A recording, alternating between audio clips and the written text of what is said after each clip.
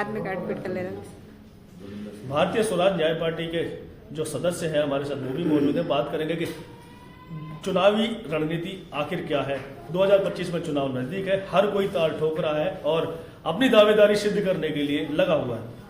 क्या मानना है सवाल?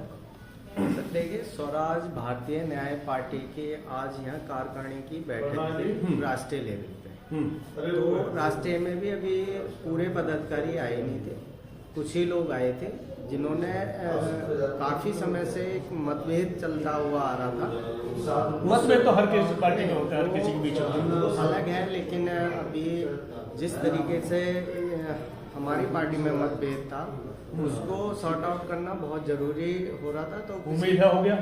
नहीं, अभी नहीं कह सकते, लेकिन हाँ उम्मीद आगे फिर देखेंगे क्या होता है, आगे की जानकारी आपको। नजदीक ही चुनाव है और अभी आप मतभेद की बात कर रहे हैं और फिर तो फिर अगर अंतर तय होगी तो फिर चुनाव कैसे लड़ेंगे आप? अगली मीटिंग में देखिए सर, अगली मीटिंग में हो सकता है क्लियर हो जाए। और चुनाव की बात है तो चुनाव के जो पदाधिकारी हैं काम कर रहे हैं, आगे वो अपने चुनाव की तैयारी कर रहे हैं, ठीक है। लेकिन जिन लोगों के अंदर अपना मनभेद है वो अपना मनभेद मिटाने के लिए एक अपना काम कर रहे हैं। सुनने में ये भी आ रहा है कि काफी भारी भरकम लोग आपके पार्टी को अब मिलने भी जा रहे हैं। हो सकता है कि उसमें से कुछ 2-4 जीत भी जाए। नहीं सर, देखो जब पार्टी बनी है, ठीक है, तो लोग जीतेंगे भी, है ना, और सत्ता में भी आएंगे।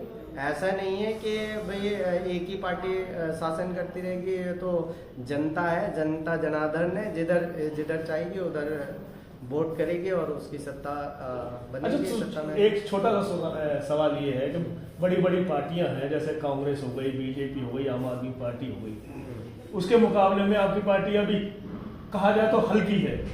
उसके बावजूद भी आपके पास भारी भरकम उम्मीदवार आ रहे हैं, तो लगता नहीं है कि कहीं ना कहीं वो जो बदलाव देखना चाहते थे लोग वो शायद यहाँ नजर आ रहा है? देखिए सर, आप कांग्रेस और भाजपा और अन्य पार्टियों के अगर कंपैरिजन हमारी पार्टी से करेंगे तो मैं यही कहूँगा कि जितना बड़ा सर्टिफिकेट उनके पास है उतना ही बड़ा सर्टिफिकेट हमारे पास है, ठीक है ना। ना तो उनका बहुत बड़ा सर्टिफिकेट है, ना हमारा बहुत बड़ा सर्टिफिकेट है। बस ये है कि जनता ने उनको लाइक करा, जनता ने उनको वोट करा, इसलिए वो सत्ता में आ गए। अभी हम लोग प्रयास कर रहे हैं, आगे अगर जनता चाहेगी तो हम भी सत्ता में आएंगे, लेकिन सत्ता में ईवीएम से कैसे लड़ोगे? लोग ईवीएम का बड़ा सवाल उठाते हैं। ईवीएम से देखो, हमारे नेता हैं, बहुत आदरणीय नेता हैं, बड़े बड़े नेता हैं, वो संघर्ष कर रहे हैं, हम भी संघर्ष कर रहे हैं, ठीक है। और ईवीएम से भी लड़ने के लिए हमारी पार्टी संघर्ष करेगी, लेकिन उससे पहले हमारा घर साफ होना चाहिए, हमारे मतभेद खत्म होने चाहिए। सर यही सवाल मेरा आपसे भी है। लोग बाग ईवीएम पे बड़ा सवाल उठाते हैं और हमेशा एक ठीकरा फोड़ दिया जाता है जब वो हार जाता है कि ईवीएम खराब थी। कैसे लड़ेंगे इससे आप? देखिए पत्रकार बंधु, ये आपने बहुत अच्छा सवाल किया।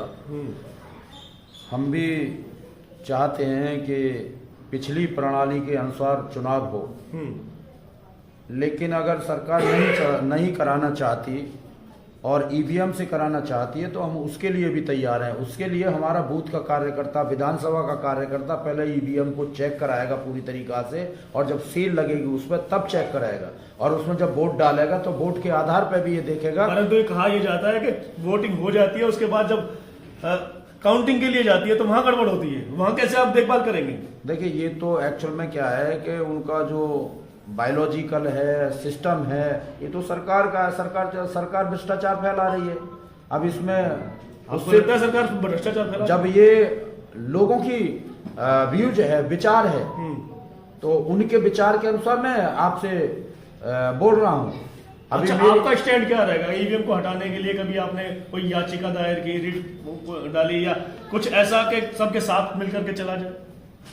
नहीं, देखिए सबके साथ मिलकर के तो हम नहीं चलेंगे। इसलिए नहीं चलेंगे, पहले हम ये देखेंगे कि काम गलत है या सही है, क्योंकि हम प्रैक्टिकली तौर पे चलते हैं। पहले प्रैक्टिकल करेंगे कि ईवीएम का जो मुद्दा है सही है या गलत है, क्योंकि कहीं चुनाव होते हैं तो सत्ताधारी पार्टी हार जाती है और कहीं चुनाव होते हैं तो जीत जाती है। जहाँ जीत जाते हैं तो ये मैंने पहले ही कह दिया है कि हारने वाला दूसरा ठीकरा फोड़ देता जीतने वाले पर। जी, इसको सुधारोगे कैसे? तो राजनीति में तो ये सब होता ही है भाई। हम सरकार से मांग करेंगे कि एक बार जो है बैलेट पेपर से चुनाव करा लिया जाए। ये मामला है। हाँ, राष्ट्रीय अध्यक्ष हूँ मैं।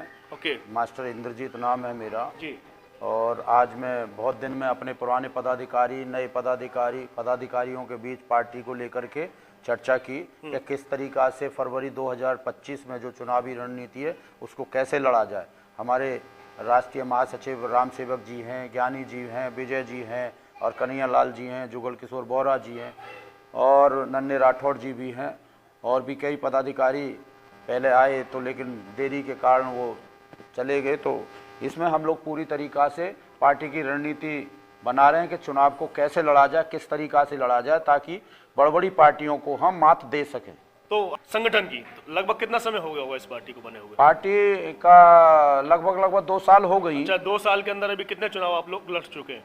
नगर निगम का दिल्ली में 2022 में चुनाव लड़ा जी। उससे पहले 22 में ही हमने विधानसभा उत्तर प्रदेश में लड़ी। अब लोकसभा का चुनाव लड़ाया हमने पार्टी को। अब उपचुनाव भी हम लड़ रहे थे वहाँ उत्तर प्रदेश में। तो बाई दी वे प्रत्याशी का रणनीति क्या है 2025 में? अब चुनाव होने वाले हैं। दिल्ली को अगर देखा जाए तो दिल्ली एक छोटा राज्य भी है और पूरे देश का दिल भी कहा जाता है।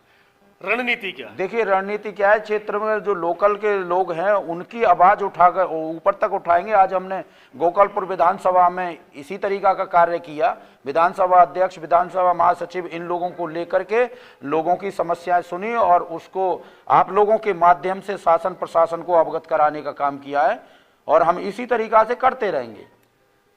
हमारे साथ आप अपना परिचय देते हुए ये बताने की कोशिश करेंगे अब जो आने वाला चुनाव है पार्टी की तरफ से क्या क्या उम्मीदें लगाई जा रही हैं? मैं जुगल किशोर बोरा जी, जिनका बड़ा भाई हूँ और जो भी उम्मीदवार मास्टर जी उतार रहे हैं उससे तन मन धन से हम बड़ी अपने मन से लड़ाएंगे और हमें उम्मीद है कि अवश्य हम जीतेंगे ये करावनगर विधानसभा। जी, आपका क्या मानना है? जैसे उन्होंने तो जीत की उम्मीद रख दी है। हम सभी साथी मिलके काम करेंगे और स्वराज भारतीय न्याय पार्टी को पूरी तरीके से विधानसभा चुनाव लड़ाने की कोशिश करेंगे और ज़्यादा से ज़्यादा प्रत्याशियों को हम जिता के लेके आए। तो क्या लगता है कि आप कितने प्रत्याशी यहाँ पर उतार पाएंगे जनाब? अभी तो हमारी जो राष्ट्र की कार्यकारिणी है जी, आज उसकी इस विधानसभा को लेके पहली मीटिंग हुई है जी, तो अभी हमें कुछ मतभेद हैं जी। वो हमें लग रहा है अगली मीटिंग में शायद हम इसको रिजॉल्व करेंगे और आगे बढ़ेंगे आगे बढ़ेंगे और 70 की 70 विधानसभाओं पे उम्मीद ये की जाए कि 70 की 70 में हम उम्मीदवार कैंडिडेट दिए उतारेंगे। जाएं। हाँ, और इलेक्शन लड़ेंगे, जोड़ तोड़ से लड़ेंगे। हर पार्टी उम्मीद रखती है, दमखम रखती है, साथ ही साथ कई चुनाव लड़ती भी है, लेकिन हर ये दावा करते हैं कि हम जीतेंगे। आप इसके अंदर कितने परसेंट सत्य है कि आप जो उम्मीदवार उतारेंगे उसमें जीत हासिल कितने लोग कर पाएंगे? देखो अखाड़े में 2 पहलवान लड़ते हैं जी। और यहाँ तो बहुत सारे पहलवान लड़ते हैं जी। अभी तो समय बताता है किस विधानसभा में कौन जीतता है।